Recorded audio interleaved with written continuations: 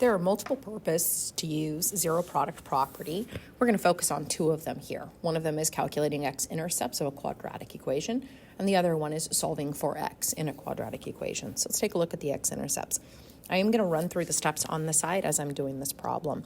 So first I check the form of this. You want to make sure that it is in standard form. You want y equals ax squared plus bx plus c. From here, we're going to plug in 0 for y, just like we would if we were trying to calculate x-intercepts on any type of a function. Next step is to factor.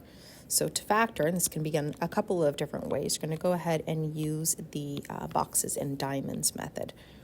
Not the only way to do it, just one of the ways to do it. So if we draw our box here, we want a 2 by 2 box.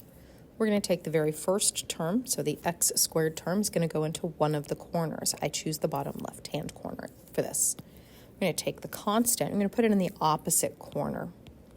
Now from here, we're going to set up a diamond. We're going to multiply those two terms that we put in. We're going to put that in the very top of the diamond. Remember, the diamond is just a tool to help us figure out the values that go into the two empty boxes. Back to the original question, we're going to take out the linear term, which is going to be the bx term, and put that in the bottom. We're going to find the two values that simultaneously multiply to give us the top and add to give us the bottom. Those two values are going to be negative 11x and negative 1x. Those two go into the empty boxes. It doesn't matter which one goes where, you just want to make sure that they're on the same diagonal together. From here, factor. So I know we can factor an x minus 1 and an x minus 11. Double check your multiplication and make sure that you actually get the items inside.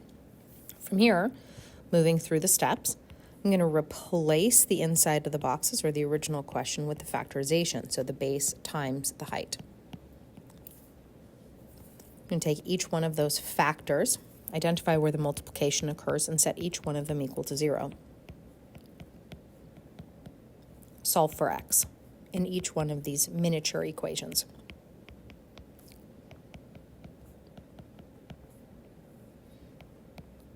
And last but not least, make sure that we're paying attention to the question. The question said to find the x-intercepts. Intercepts are locations on a graph, so we need to write them as points. So the first x-intercept is going to be 1 comma. Well, we plugged in 0 for y. The second one is going to be 11 comma. Again, we plugged in 0 for y. This is going to be the answer to this question. We'll take a look at this next one. Very similar to the previous question. However, there is no y equals. There's only x in this one.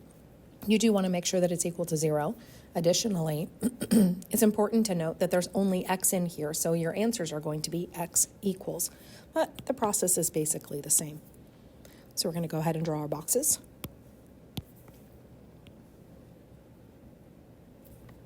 Setting it up the same way that we did in the previous question. I'm going to take the x squared term, put it in the bottom left-hand box, take the constant and put it diagonal. Create the diamond. Remember, the diamond and the boxes are just a tool to help us figure out the factorization. Multiply the two things inside the boxes. It's negative 24x squared. Go back to the original question and take out the bx term, put that in the bottom. Remember, we want to multiply to get the top and add to get the bottom. I believe this is going to be an 8x and a 3x, but the 3x will need to be negative. Put those into the empty boxes. Remember, it doesn't matter where, just as long as you're on the same diagonal. And then let's factor. So we can take out a 2x minus 1 from the bottom, which means this is going to need to be a 3x plus 4. Now we're going to rewrite this as base times height. So 2x minus 1. 3x plus 4. Set each of your factors equal to 0. So 2x minus 1 is equal to 0, and 3x minus 4 is equal to 0. Solve for x. So I'm going to move the 1 to the other side, and then I'm going to divide. Solve for x, move the 4 to the other side, and then divide. Since this is not a point that we're answering, we are going to answer for x. These are going to be our solutions.